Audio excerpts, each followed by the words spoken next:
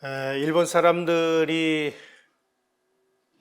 36년 동안 한국을 통치하면서 토지와 산림을 40%를 수탈해 갔다. 이렇게 교과서에까지 쓰여 있습니다. 오늘은 이제 이 문제를 한번 집중적으로 검토를 해보도록 하겠습니다.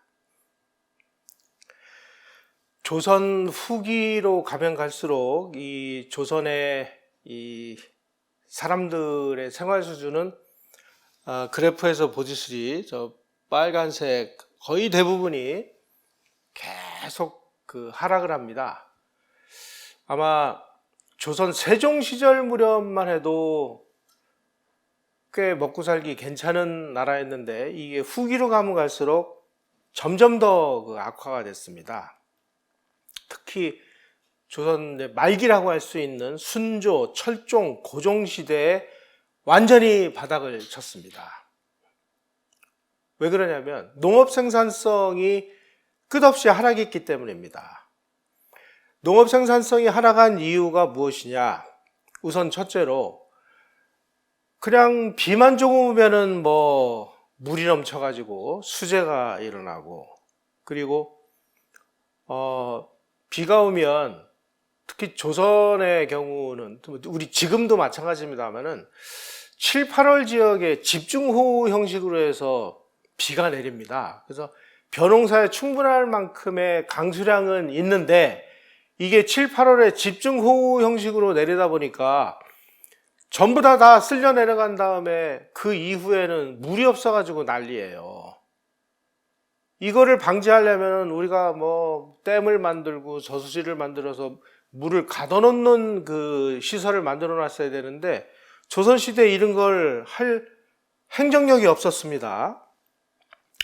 지방행정체제가 완전히 붕괴가 돼가지고 수리시설이 퇴락하고, 그러다 보니까 세금의 원천인 쌀이 생산성이 줄어들고, 그러다 보니까 백성들도 먹고 살기 고단한 것은 물론이고 나라에서 세금으로 걷는 세금도 줄어들다 보니까 완전히 쪼그라들어 버린 것이죠.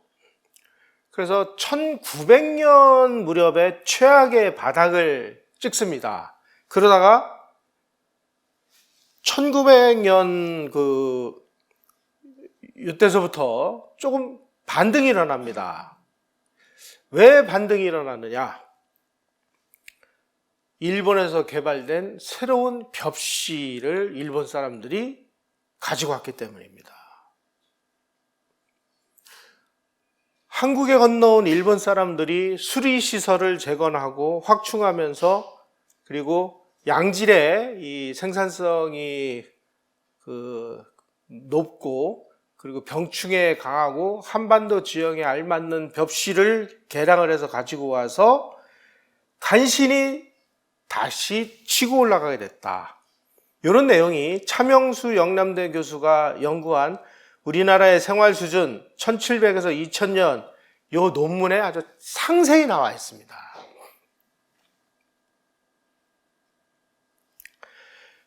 일본 사람들이 1905년 을사보호조약이 1950년 11월에 일어났습니다. 그래서 통감부라는 것을 설치하게 되어 있습니다. 그래서 1906년 초에 통감부를 설치하고 난 다음에 아까 말씀드린 대로 이토 히로부미 통감이 차관을 들여다가 제일 먼저 뭐를 했느냐? 일단 이 사람들 굶어 죽지 않게 해야 될 거 아니에요. 그래서 수원에다가 권업 모범장이라는 것을 설치했습니다. 이게 나중에 해방 후에 농촌진흥청이 됩니다. 수원에. 1908년에는 각 도청 소재지마다 종묘장이라는 것을 설치합니다. 그래서 권업 모범장에서는 한국의 이 토질과 지형에 맞는 신품종을 육성을 하고, 그 다음에 각도 종묘장에서는 그 지역에 적합한 장려 품종을 선정하고 보급을 합니다. 그래서 이 농사를 짓는 사람에게 보조금을 지급하면서 이렇게 개량된 신품종, 병충해에 강하고 생산성이 뛰어나고 밥맛이 좋은 이런 새로운 벼품종을 계속 개량하도록 유도를 했습니다.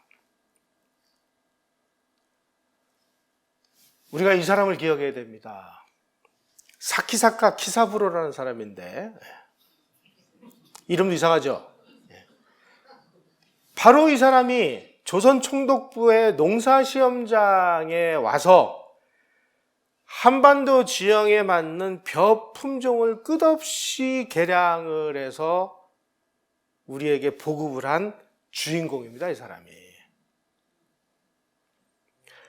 벼농사는 열대에서 온대 지역에서만 가능한 걸로 돼 있었는데, 이 사키사카 이런 사람들이 조선 북부 지역을 가니까 조선 북부 지역의 날씨가 춥단 말이에요.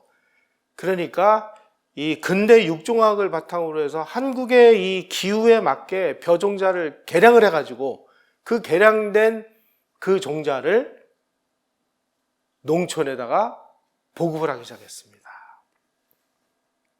그래서 조선 농민들이 만주로 이주할 때 바로 이 일본 사람들이 종자 개량을 한 그 벽실을 가져가서 저 흑룡강성, 지금으로 치면은 북위 50도 선까지 올라가 가지고 조선 사람들이 수전이라고 해서 논농사의 그 논을 만들어서 거기다가 벼를 심어서 이 일대에다가 쌀을 경작하기 시작을 해요. 이게 어떻게 가능하냐?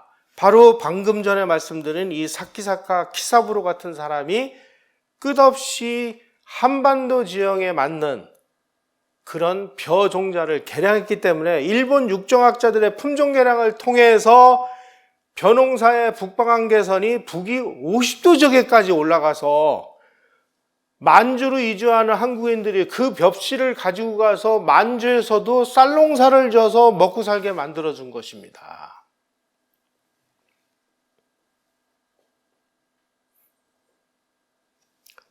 조선에 보급된 신종 벼 품종이 보통 이제 6대 품종이라고 하는데, 뭐 조신력, 공량도, 일출, 다마금, 석백, 금이라는 새로운 품종을 개량을 해서 보급을 했습니다. 대부분이 아주 병충해에 강하고 조선의 이 지형적 특성에 맞고 생산량도 많고 단맛도 좋은 벼 품종이었습니다. 그런데 그렇게 해서 열심히 품종을 개량해서 줬더니 요즘에 한국인들이 뭐라고 얘기하느냐, 이게 어떤 뭐 방송 프로에 나오는 그 장면인데, 일제가 식민지 조선에서 제일 먼저 실시했던 벼 품종 조사를 통해서 우리의 토종벼는 다 사라지고 우리 땅에 일본 개량종이 더 많아졌다. 일본은 우리의 재래종을 말살시켰다.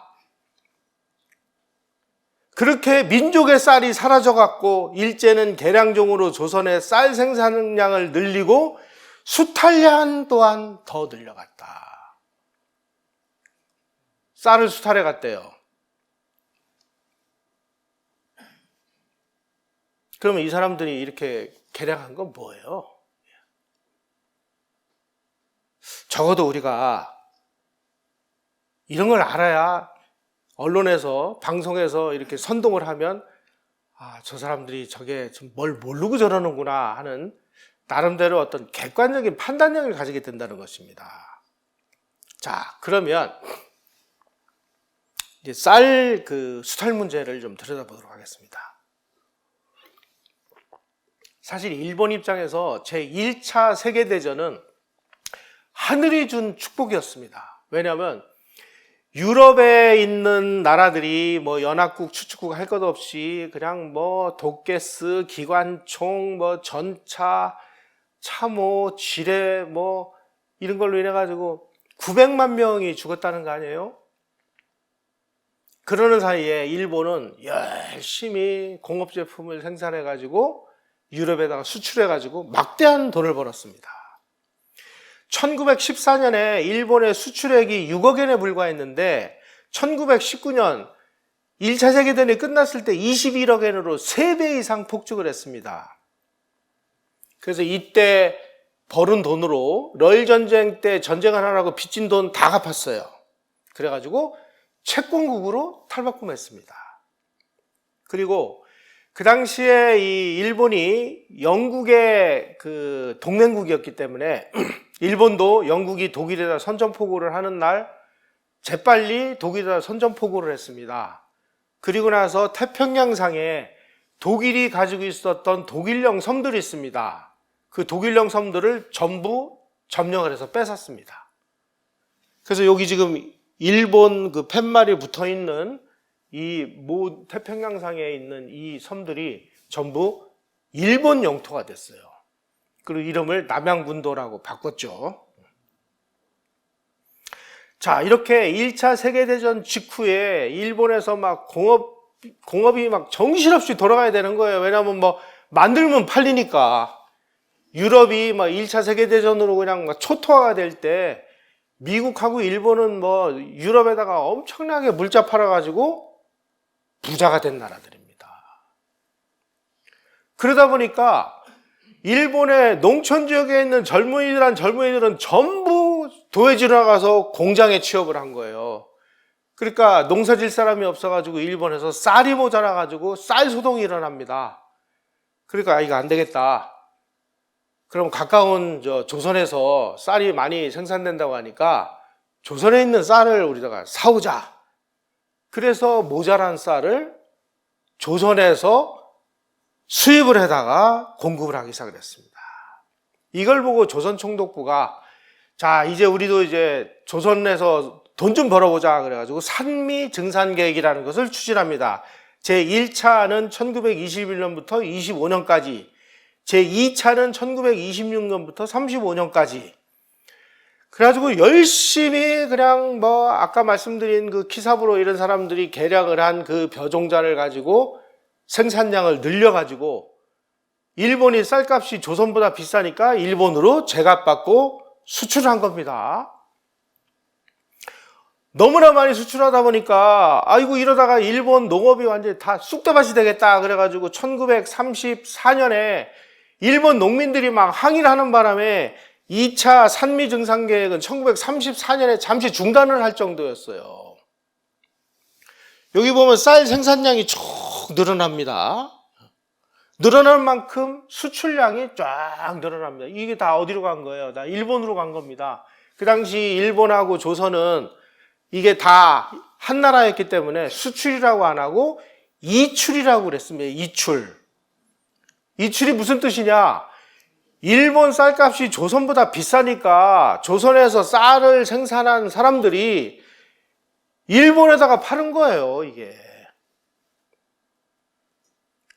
그래서 조선총독부가 식민지 한국을 근대화하기 위한 많은 정책을 수행하고 많은 사업을 시행한 것 중에서 산미증산을 위한 품종 개량이 가장 중요한 업적이다. 이렇게 평가를 받고 있어요. 품종 개량을 얼마나 열심히 했는지 쌀 생산량이 1910년에 1000만 석이었는데 1930년대 초에 2000만 석을 넘어섭니다. 무려 2배가 늘어난 거예요. 2배가. 누구 덕입니까? 아까 말씀드린 사키사카 키사부로 같은 그런 이름이 이상하니까 잊어먹지도 않아요. 이런 분들이 조선에 와가지고 정말 피나는 노력을 해서 그 사람들이 개량해 준 걸 가지고 늘어난 거예요. 지난 시간에 나무 심을 때 가꾸미라는 망우리에 묻힌 사람 제가 말씀을 드렸는데 나무에는 그 사람이 있고 쌀에는 이 사람이 있고 적어도 우리는 이런 사람들을 고마워할 줄은 알아야죠. 그게 인간의 도리 아니겠습니까? 다시 말씀드리면 조선보다 일본 쌀값이 비싸니까 쌀을 생산하는 사람들이 일본에다가 제값을 받고 수출이 아니라 이출을 했는데 무슨 까닭인지 우리 교과서에 이것을 쌀을 수탈해 갔다라고 표현을 해놨어요. 그래가지고 이 쌀 문제를 연구하는 학자들이 아주 막 강력하게 떠들어대가지고 교육부에서 깨갱해가지고 야 이건 수탈이 아니다. 그래가지고 이 쌀 수탈이라는 표현은 현재 교과서에서 빠졌습니다. 예, 우리가 이거 제대로 알고 제대로 싸우면 이런 잘못된 것을 우리가 고칠 수도 있다라고 하는 정말 중요한 교훈을 우리가 여기서 얻은 것입니다. 다시 말씀드리면 그 당시 조선에서 공업이 발달하지 않아가지고 조선에서 팔 수 있는 유일한 물건이 쌀이었어요. 그래서 열심히 쌀을 팔아가지고 조선 사람들의 이 수입이 늘어났습니다. 그래서 1920년대 후반부터 조선 사람들이 외식을 할 수 있게 됐다. 주로 어디 가서 외식을 했느냐? 중국 사람들이 만드는 중국집에 가서 외식을 하게 됐습니다. 요즘에 혹시 점심시간이나 언제 그 중국집에 가서 짜장면이나 이런 거 드실 때 한번 유심히 들여다보십시오. 왜 단무지를 내줄까요? 중국집인데 단무지는 일본 음식 아니에요? 그 다음에 왜 중국집에서 우동을 팔까? 우동은 일본 음식이잖아요.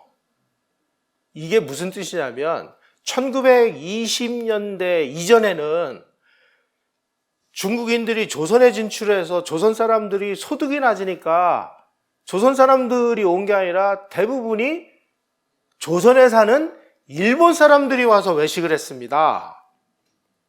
그러다 보니까 이제 단무지도 주고 일본 음식인 우동도 만들어 팔고, 그래서 단무지를 주기 시작한 거예요. 조선 사람들이 중국집에 가서 외식을 하기 시작한 거는 바로 산미증산 계획에 의해서 우리가 일본 쌀을 열심히 일본으로 팔아서 농민들의 주머니가 두둑해지니까 1920년대 후반부터 조선 사람들도 중국집에 가서 중국 음식을 외식을 할 수 있게 됐다. 그런데 무슨 놈의 쌀 수탈이에요. 자, 토지 수탈 문제를 들여다보도록 하겠습니다. 아까 제가 강만길 교수 소개를 드렸는데, 이 신용화 교수, 이 서울대 교수인데, 이분도 아주 일제시대 때 하면은 막 입에 거품을 물고 아주 일제 만행을 규탄하는 분 중에 한 분입니다. 이분이 일제 조선 토지 조사 사업 수탈성의 진실이라는 책을 냈습니다. 이 책에서 이렇게 주장을 합니다. 조선 총독부는 한국 토지를 전혀 소유하지를 못했다. 그런데 토지조사 사업을 통해서 1919년 2월에 어떤 대가도 지불하지 않고 13만 7천 정부의 농경지와 955만 7천 정부의 임야를 공짜로 소유하게 됐다. 한국 전 국토의 50.4%에 달하는 방대한 토지를 돈 한 푼도 지급하지 않고 식민지 통치 권력으로 약탈을 했다라고 주장을 합니다. 이 책에서. 이 약탈을 하기 위해서 벌인 게 토지조사 사업이다. 그래서 토지조사 사업은 한국 국민 백성의 공유지, 공유림을 약탈해서 조선 총독부 소유지, 소유림으로 만들어버렸다. 이렇게 주장을 하고 있습니다. 자, 그러면 내 땅을, 내 토지를 일본 총독부가 아무 이유도 없이 뺏어갔다. 그러면은 제가 가만히 있겠어요? 1919년 일제 토지조사 사업이 끝난 다음에 그로부터 정확하게 26년 후에 일본이 망했습니다. 그러면 그때 이 총독부가 내 땅 뺏었으니까 내 땅 도로 내놔 하고 문제를 제기했어야 되잖아요. 해방 후에 이 총독부가 땅 뺏어갔으니까 내 땅 도로 돌려주쇼라고 이야기한 사람이 있었느냐? 없습니다. 자, 조선의 토지제는 우선 아주 기본적인 것만 말씀드리겠습니다. 이 이제 조선이라는 나라가 만들어지면서 이 왕족, 왕실 종친, 그 다음에 건국 공신, 그리고 이 전직, 현직 관리들에게 토지를 나눠줬습니다. 이거를 과전이라고 그래요. 토지를 나눠주다 보니까 조금 가니까 나눠줄 토지가 없는 거예요. 그래서 야, 전직 관리들은 이제 그만 받아. 그리고 현직 관리들에게만 토지를 나눠줬습니다. 이거를 직전이라고 그래요. 그런데 이 과전이나 직전이 어떤 문제가 있느냐? 이게 나라가 가지고 있는 땅을 준 게 아니고 사실은 백성들이 농사를 짓고 있는 땅인데 그 백성들이 농사를 져서 세금을 거둘 수 있는 권리를 주는 겁니다. 소유권을 주는 게 아니에요. 그런데 그러다 보니까 나중에 이제 어떤 문제가 발생했냐면, 자, 백성들이 그 토지를 가지고 있는데 이건 내 토지야. 그런데 이게 네 토지야라고 공인을 해주는, 공인할 수 있는 제도가 존재하지 않았습니다. 그냥 대대로 농사를 저은 거일 뿐이에요. 이게 내 땅이라고 하는 문서도 확실치가 않아요. 그러다 보니까 조선 후기에 이 고종이라는 사람이 여러 가지 정말 못된 짓을 많이 했는데 그 중에 가장 큰 못된 짓은 뭐냐? 국가재산, 백성의 재산을 그냥 다 지 걸로 만들어요. 이거를 가산제 국가라고 합니다. 그러니까 전부 토지 왕토설이야. 토지는 전부 이 국왕의 소유야. 그러니까 너희들 잔말 말어. 여기 원래는 이 땅, 백성의 땅인데 백성의 땅에서 세금을 거둘 수 있는 권리를 줬는데 그거나 소유권이나 뭐 마찬가지 아니야. 전부 이거를 자기 걸로 만들어 버렸어요. 그런데 일본 사람들이 와서 통감부를 하고 가만히 뚜껑을 열어보니까 이게 말도 안 되는 짓을 하고 앉아 있거든요, 고종이. 그래서 고종을 1907년에 퇴위시켜버리고, 그리고 이 황실이 소유하고 있었던 황실 개인재산이라고 하는 거 보니까 전부 백성들 거란 말이에요. 이걸 전부 이제 국유지로 몰수를 해버렸습니다. 그래서 이제 토지를 다시 나눕니다. 지난번에 이제 과전 직전 그랬는데, 이 황실이 이 정부로부터 강제로 뺏어온 땅이 있어요. 역토라는 것이 있습니다. 역토는 뭐냐? 이 역참이라고 그래서 파발마들이 달리잖아요. 파발마들이 이 중간중간에 이 대기하고 있는 장소, 파발을 관리하는 이 부서의 예산을 위해서 땅을 나눠줍니다. 그걸 역토라고 하고, 둔토, 이거 다 이제 그런 겁니다. 그 다음에 왕실이 가지고 있는 땅을 이제 궁방전이라고 그래요. 그래서 이걸 다 합쳐가지고 역둔토라고 하는데, 이 역둔토가 뭐냐? 다 백성들이 가지고 있었던 땅을 황실이 그냥 뺏어온 겁니다. 그래서 처음에는 이 통감부가 이게 뭐가 뭔지를 모르고, 이 땅이 전부 이제 국유지가 됐으니까 이거를 일본 사람들에게 나눠줘가지고 일본 사람들을 조선으로 이제 유인하는 용도로 쓰자 그래가지고 뭔가를 하려고 보니까 무슨 소리요? 이 역둔토는 내 땅인데 하고 백성들이 곳곳에서 문제를 제기한 거예요. 이거 큰일 났다. 이게 뭐야? 그래서 토지조사 사업을 하자. 그래서 이 토지가 정확하게 누구 토지인지를 밝히자. 그래가지고 1912년부터 토지조사 사업이라는 것을 합니다. 그래가지고 1911년 4월에 총독부가 이 사람들이 여기서 대대로 여기 살면서 이 땅을 농사를 져왔구나. 이거는 황실 소유가 아니구나 하는 것이 사실상의 민유지라는 증거가 명확한 토지는 농민들에게 소유권을 다 인정을 해줬습니다. 이걸 혼탈 입지 처분이라고 그래요. 그래서 이 처분에 의해서 1914년 3월까지 5만 8천 정보를 민간인 소유로 인정을 해줍니다. 그리고 이때서부터 이제 토지조사령을 공포를 해가지고 모든 토지에 이제 주소를 정해주고 지번을 정해주고 그래가지고 이 땅은 누구 땅, 어디서부터 어디까지는 김씨 땅, 어디서부터 어디까지는 박씨 땅 이런 식으로 해가지고 전국의 토지에다가 주소와 지번을 부여해서 사적 소유권을 명확하게 설정을 해준 것이 바로 일본입니다. 요즘에도 가가지고 토지대장을 떼면은 그 토지대장의 면적 어디부터 어디까지 해가지고 측량을 정확하게 해서 탁 나오는 이 토지대장이 있지 않습니까? 이 토지대장을 바로 1912년부터 1919년까지 일본이 토지조사 사업을 통해서 만들어준 겁니다. 그 이전까지만 해도 이 땅이 누구 땅인지, 김씨 땅이 어디서부터 어디까지인지 아무도 몰랐었어요. 이거를 일본이 정해준 것입니다. 그 다음에 이제 토지조사 사업은 소유자가 토지의 소유 현황을 신고하게 돼 있습니다. 그래가지고 신고된 필지가 1910만 필지인데 신고한 것을 봐가지고 이건 이 김씨 땅이 이거 확실하구나. 그렇게 해서 정해진 게 99.48%, 나머지 신고를 안 한 땅이 0.05%였습니다.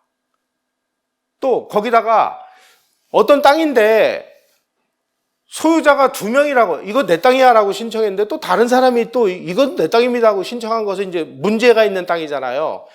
요 땅을, 문제가 있는 땅은 임시토지조사위원회 산하의 분쟁지 심사위원회에다가 위탁을 해서 네가 판결을 해라.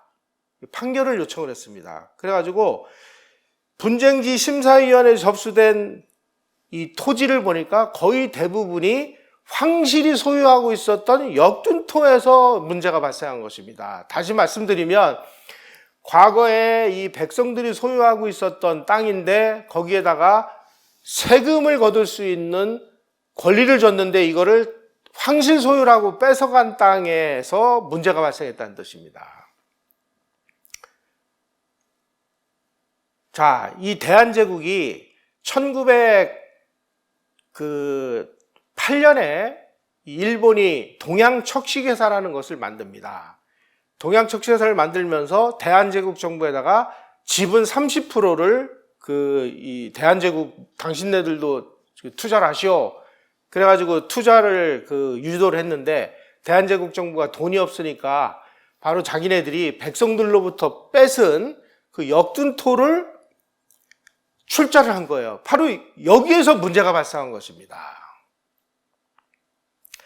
그래서 이 분쟁이 이제 발생을 한, 그러니까 이제 2중, 3중으로 내 땅이라고 주장한 것을 조사한 결과 그 중에 만 건은 이거는 말도 안 되는 거니까 다 기각되고 나머지는 정말로 일본 사람들이 엄격한 문서주의에 입각을 해가지고 판결을 내려줬습니다. 그래서 1914년 3월에 12만 정도의 이 국유 역둔토 중에서 거의 절반에 해당하는 5만 8천 정도는 이미 주인을 찾아서 넘겨줬고 나머지 땅을 가지고 조사를 한 결과 13,000 정도가 또 이게 백성들 것이다 그래가지고 13,000 정도를 백성들에게 넘겨줬습니다. 그리고 토지조사 사업을 하는 과정에서 주인 없는 땅 이런 것들이 다시 발견돼 가지고 1918년 말에 국유화된 역둔토가 12만 7천 정도가 다시 확보가 됐어요. 이 땅을 어떻게 했느냐? 대부분을 조선인 연고 소장농에게 불화를 했습니다. 불화 조건이 뭐냐? 토지대금을 10년 동안 나눠내면은 네 땅이야. 그래가지고 소작인들에게 전부 나눠져 버렸습니다. 다시 말씀드리면 일본 사람들이 12만 7천 정보를 뺏어갔다고 하는데 나중에 보니까 뺏어간 게 아니고 12만 7천 정보를 조선 소작인들에게 전부 불화를 해준 겁니다. 그래서 이런 토지 대장 이런 것들이 지적도 이런 것들이 현재 대한민국에서 법적으로 통용되고 있는 모든 토지 행정 사법의 기초가 바로 이 토지조사 사업을 통해서 만들어졌어요.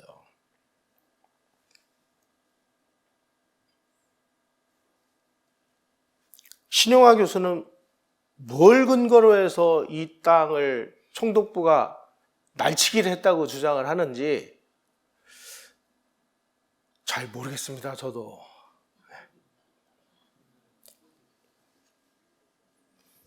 자, 지난 시간에 조선 총독부가 산림 녹화를 한 이야기를 말씀을 드렸습니다. 그때 무주공산 말씀을 드렸죠. 조선시대 산림은 3가지로 분류가 됐습니다. 첫째, 왕조가 관리한 공산이라는 것이 있었고, 두 번째, 연고자가 없이 자유접근이 가능한 무주공산이라는 것이 있었습니다. 세 번째로는 특정 연고자에게 주어진 사실상의 민유림이 있었습니다. 그래서 공산과 무주공산은 이게 나중에 이 대한제국이 일본에 합병이 되면서 조선 총독부로 넘어가 버렸어요. 이때까지만 보면은 신용화 교수가 주장한 게 맞죠. 야, 말도 안 되는 땅을 공짜로 뺏었으니까 이거 수탈 아니야 이렇게 얘기를 해요. 조선 총독부는 아니 지금 이 땅을 이거 받아가지고 뭘 어떡할 거예요. 그러다 보니까 우선 소유 주체를 이 국유림으로 가지고 있는 것보다는 주인을 정해서 빨리 그 주인에게 나무를 심도록 하자. 그래서 황폐한 이 살림을 녹화하는 것이 최우선이 아니겠느냐. 그래서 지난 시간에 말씀드린 대로 살림법을 새로 제정해가지고 소유권을 신고를 해라 하고 신고를 받았는데, 아니 조선에 이건 내 산이요 라고 이 사람들이 신고한 사람이 없는 거예요. 1911년까지 52만 건의 살림이 민유림으로 신고해서 거의 3분의 1 정도밖에 신고를 안 하고 나머지는 이제 전부 국유림이 될 판입니다. 그래서 왜 신고가 이렇게 저조한가 봤더니 도대체 이 살림이 누구 건지 개인 건지 뭔지 소유권이 의식이 없는 거예요. 두 번째로는 이게 내 땅입니다 라고 얘기를 하면 측량 비용을 개인이 부담하도록 했습니다. 그러니까 이 부담 때문에 신고를 안 한 거예요. 야, 그러다 보니까 이래서는 안 되겠다 싶어가지고 일본 사람들이 전략을 바꿨습니다. 민유림으로 분류된 48%도 보니까 이게 법적으로 이 사람 건지 아닌지를 입증할 수 있는 아무런 근거도 없는 거예요. 자, 그러다 보니까 안 되겠다. 지금부터는 어떤 살림이 있으면 이 살림에다가 나무를 심는 사람에게 이 임야의 소유권을 주자. 그래서 이때서부터 이제 계약을 맺고 나무를 심도록 유도를 했습니다. 그리고 1917년부터 임야 조사 사업이라는 것을 벌입니다. 방법은 토지 조사 사업하고 똑같습니다. 신고를 하지 않아 가지고 국유림으로 가지고 있었던 이 땅도 연고지가 여기 제가 이 땅을 불화받아 가지고 여기다 열심히 나무를 심겠습니다 라고 주장을 한 사람에게 조림 대부 제도라는 것을 통해 가지고 무상으로 다 넘겨주는 걸로 간주를 합니다. 그래 가지고 어쨌든지 간에 이 살림에다가 나무를 심는 사람에게 소유권을 주자. 이게 조림 대부 제도라는 것입니다. 이 제도를 도입을 해 가지고 민유림이든 국유림이든 어쨌든지 간에 나무 심는 사람에게 소유권을 인정을 하기 시작했습니다. 그래가지고 1927년부터 30년까지 연고자가 있는 국유림은 전부 연고자를 찾아가지고 연고자에게 나무를 심도록 해서 또 그 사람이 돈이 없으면 묘목가지를 다 대줘가지고 나무를 심게 해가지고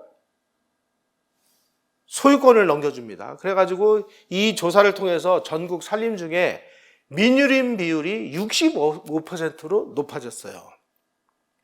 이런 식으로 살림에 대한 주인을 정하고 1907년부터 계속 나무를 심도록 유도해가지고 한국의 산림 녹화의 원조는 조선 총독부다 이런 얘기를 들을 정도로 어쨌든지 간에 토지는 물론이고 임야까지를 이런 방식으로 해가지고 주인이 없는 땅에서 주인을 찾아서 나무를 심도록 하는 이 제도를 아주 제도화를 했던 것입니다. 그런데 그 이후에 왜 토지 수탈설이 나왔느냐?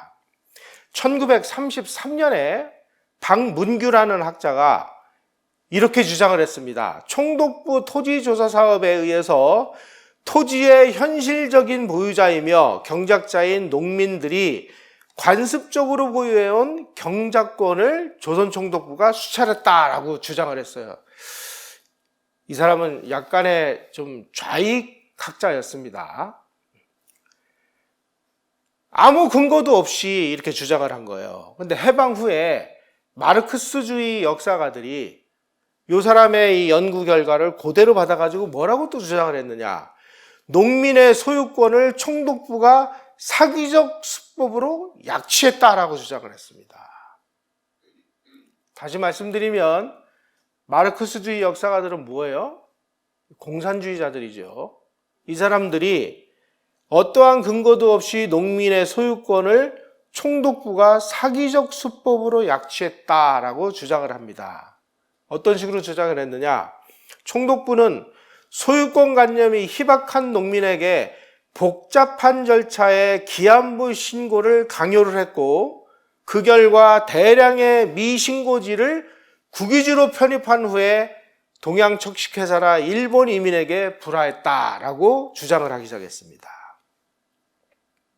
그런데 실제 토지 조사 사업 결과를 보니까 아까 제가 말씀드린 대로 국유지 중에서 주인이 있는 땅들은 혼탈 입지 처분이라고 해서 전부 주인임을 주장하는 사람들의 주장이 확실하게 밝혀진 거는 전부 불화를 했죠. 그리고 끝까지 남아있었던 국유 역둔토 12만 7천 정보는 조선의 소작인들에게 10년간 분할 생활하면은 그 사람 땅으로 소유가 되도록 전부 다 제공을 했습니다. 그런데 무슨 경작권을 수탈하고 소유권을 사기적 수법으로 약취했다는 겁니까? 이렇게 주장할 수 있는 근거는 뭐냐 이거죠. 이런 엉터리 경작권, 소유권 수탈서를 후대에 아까 말씀드린 신홍하 교수 같은 분들이 아무런 검증이나 확인 절차 없이 그대로 계승해가지고 교과서에까지 토지를 수탈했다고 써놨는데 여기서 더 심각한 문제가 발생을 했습니다. 학자들이 엉터리 주장한 토지 수탈설이 1967년에 정부가 편찬한 중고교 역사교과서에 등재가 됐는데 이 과정에서 총독부가 전국 농토의 40%를 사기적 수법으로 수탈했다라고 뻥튀어서 교과서에까지 실어놨습니다.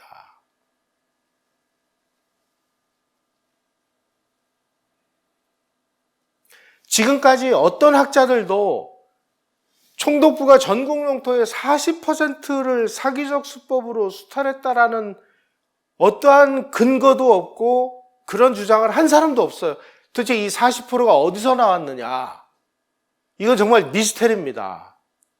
문제는 이런 아무런 그 근거도 없는 40% 수탈설이 지금 학생들이 배우는 교과서에까지 실려 있다는 얘기예요. 그래서 쌀 수탈설에 이어서 이 토지 임야 수탈설 이것도 이제 싸워가지고 이것도 이제 교과서에서 바꿔야 되는데 이 문제 가지고는 도대체 뭔 사연이 있는지 아직까지 이거는 미동도 하지 않고 있습니다. 바로 문제 이 총독부의 토지 40% 수탈설이 40년간 교과서에 수록돼 가지고 지금 우리 자라나는 어린 우리 2세, 3세들이 일본 사람들이 토지 수탈했대 이런 근거로 지금 사용되고 있다는 뜻입니다. 학자들이 아무리 이 40%라는 그 얘기가 어디서 나왔을까를 아무리 뒤져봐도요, 그 근거가 지금 나오질 않고 있어요. 제가 아까 말씀드렸듯이 이 1933년에 이 박문규라는 학자, 그 다음에 해방 후에 이 마르크스주의 역사가들이라는 이 사람들이 가공으로 만들어낸 농민들의 땅, 농민들의 경작권, 소유권을 수탈했다고 하는 여기 어디서 누군가의 장난에 의해서 40% 수탈설이 뭔가 이 뻥튀겨진 게 아닌가라고 추측을 합니다.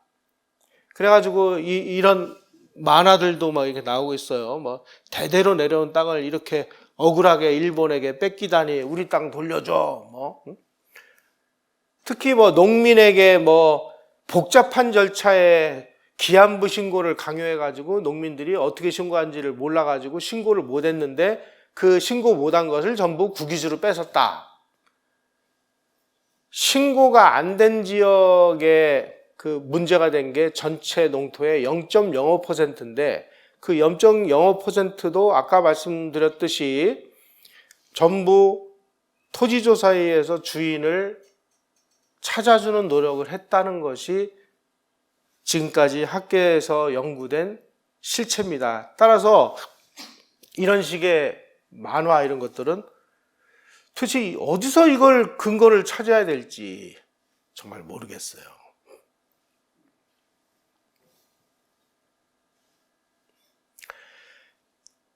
정리를 해보겠습니다. 분쟁이 벌어졌던 분쟁 대상 토지에 대해서 임시 토지조사국이 심사를 할 때 정말 엄격한 문서주의에 입각을 해서 거의 대부분이 민간에게 유리하게 판결이 났습니다. 끝까지 국유지로 남은 12만 7천 정부는 1924년까지 일본이 가져간 게 아니고요. 조선인 연고 소장농에게 토지대금을 10년 동안 분할 상환하는 조건으로 불화를 해서 전부 조선 사람들에게 이 땅이 돌아갔다 하는 것이 역사적 사실입니다. 만에 하나 개인 재산인 이 광범위한 땅을 토지나 임야를 일본이 강압적으로 이 수탈을 했다면, 아니 우리가 3.1운동 때 그 엄청난 그 저항 에너지를 보여주었듯이 아마 그보다 더한 일이 벌어졌을 가능성이 높습니다. 그런데 토지조사가 끝난 다음에 불과 27년을 해방이 됐을 때 총독부가 내 땅을 뺏어갔으니까 내 땅 도로 찾아주십시오 라고 이의를 제기한 사례가 없어요. 이거는 그럼 어떻게 할 겁니까? 그럼에도 불구하고 일본의 토지 살림 수탈 신화는 아직까지 건재하고 있습니다. 이걸 어떻게 하면 좋은가? 요즘에 뭐 어떤 분들이 일제시대 때 우리 부모님들이 일본한테 땅 뺏겼대요. 그런 것들을 한번 우리가 역으로 추적을 해볼 필요가 있습니다. 이게 진짜 맞는 얘기인지. 한 가지 분명한 것은 아까도 말씀드렸듯이 1933년에 이 박문규라는 이 학자, 해방 후에 이 박문규라는 사람이 주장을 한 이 농민들의 경작권 수탈설이 마르크스주의 역사학자들에 의해서 고스란히 확대 재생산이 됐다는 요 프레임을 우리가 유심히 들여다본다면 토지 수탈설을 누가 어떤 식으로 조작을 해서 유통을 시켰는지는 대강을 짐작할 수 있을 것 같아요. 그 당시에 이 좌익학자들이 무상몰수, 무상분배를 주장을 하는 이 공산주의식 이 토지개혁을 주장을 했는데, 거의 대부분의 그런 주장을 하는 사람들의 근거가 바로 여기서 우리가 좀 발견되는 것입니다. 따라서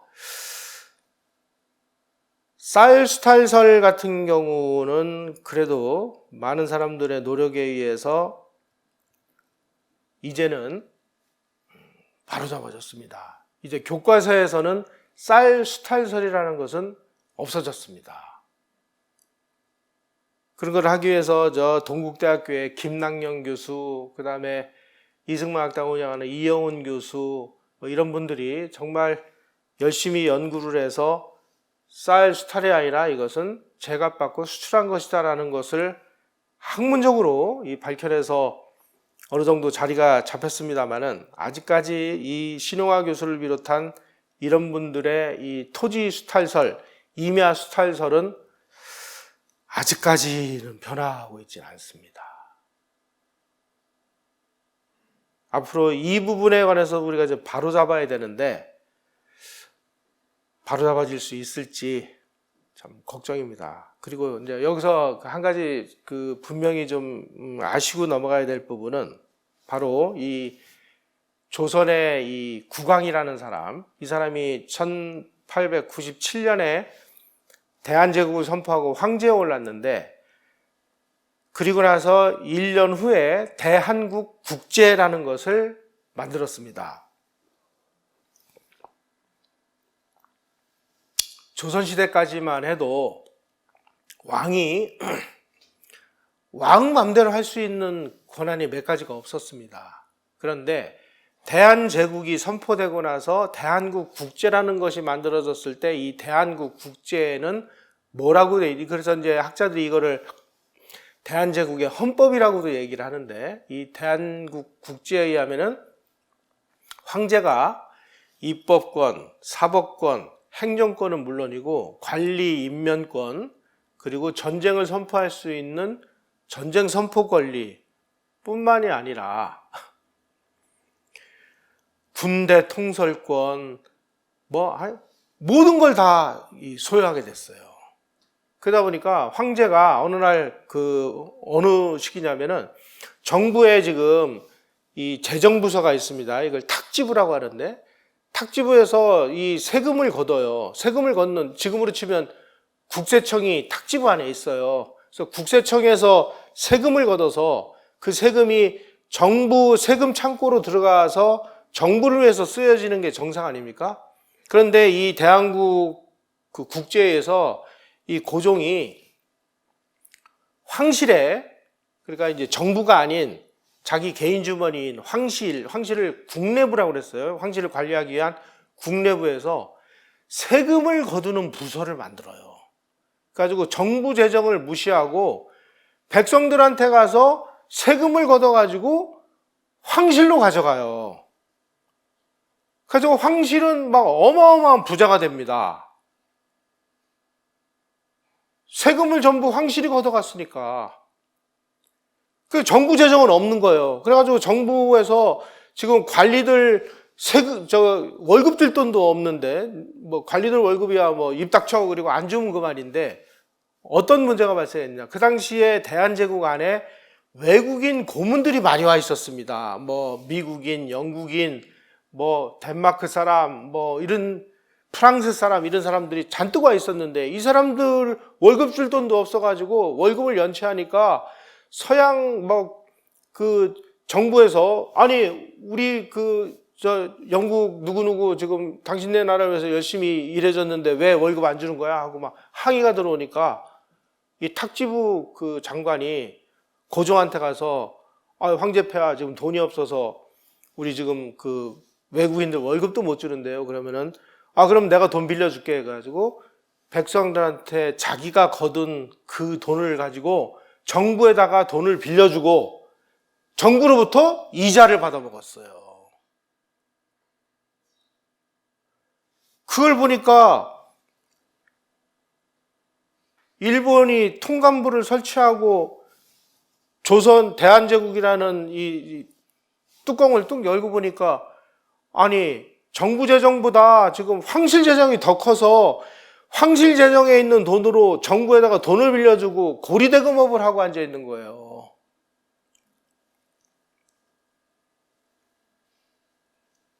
이런 걸 가산제 국가라고 합니다. 그러니까 이 나라는 전부 내 거야. 이 고종 겁니다. 고종 거. 그래서 그걸 보고 이 나라라는 게 지금 고종의 이 개인의 이 사유물이 돼버렸구나. 그래서 1907년에 고종을 퇴위시켰지만 아직도 그 자기 발언권을 가지고 있죠. 그 아들 순종이 지금 황제가 돼 있지만, 순종은 기록에 하면 거의 머저리예요.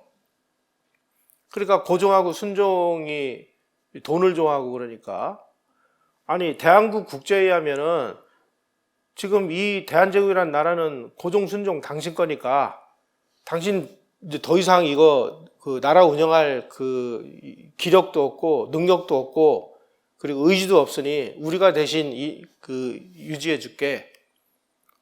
그러니까 우리 먹고 살아야 되는데요.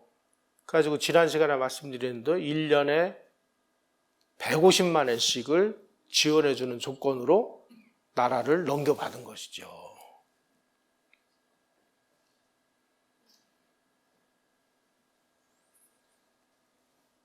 바로 이 백성과 국가의 재산을 제멋대로 황실재산으로 전용을 한 게 바로 이 국유역등토라는 건데, 이 국유역등토에서 분쟁이 일어난 것을 주인을 찾아준 것은 일본 사람들이었습니다. 그런데 우리가 토지조사 사업을 통해 가지고 일본이 무슨 국유림 토지를 수탈했다라고 주장을 하는데, 그것을 일본이 전 토지의 40%를 약탈해 갔다고 하는 어떠한 사실적 근거를 찾아볼 방법이 없어요. 따라서 이제부터 우리가 이 토지 문제, 아주 문서주의에 의해서 엄격하게 판결을 내려가지고 이게 진짜 정부 땅인지 아니면 이 개인 땅인지를 명확하게 가려졌고, 그리고 거의 모든 판결이 민간에게 유리한 판결이 났기 때문에 이거는 뭐 누가 뭐라고 해도 토지 조사 사업과 임야 조사 사업과 관련해서 일본이 토지를 수탈하고 임야를 수탈했다라는 주장은 타당성을 인정받기가 힘들게 됐습니다. 그래서 이제부터 토지 수탈서를 교과서에서 퇴출시키는 운동에 여러분들이 힘을 좀 합쳐 주셔야 됩니다. 우리가 일제시대를 공부하는 이유는 우리가 뭐 일본 사람들을 뭐 미화 찬양하기 위해서가 아니고 사실을 사실대로 알기 위해서 하는 것입니다. 우리가 사실대로 알면 잘못되어 있는 것들은 바로 잡아야죠. 그래서 우리 후손들이 더 이상 엉터리 내용을 가지고 엉터리 공부를 하는 이런 악순환은 막아야 되는 상황이 왔습니다. 오늘은 이제 토지 조사 사업에 대해서 말씀드렸고, 다음 시간에는 이제 일제시대에 한국 사람들이 정말 어떻게 살았는지 진짜 진면목을 한번 여러분들에게 보여드리도록 하겠습니다. 오늘 강의 이것으로 마치겠습니다. 고맙습니다.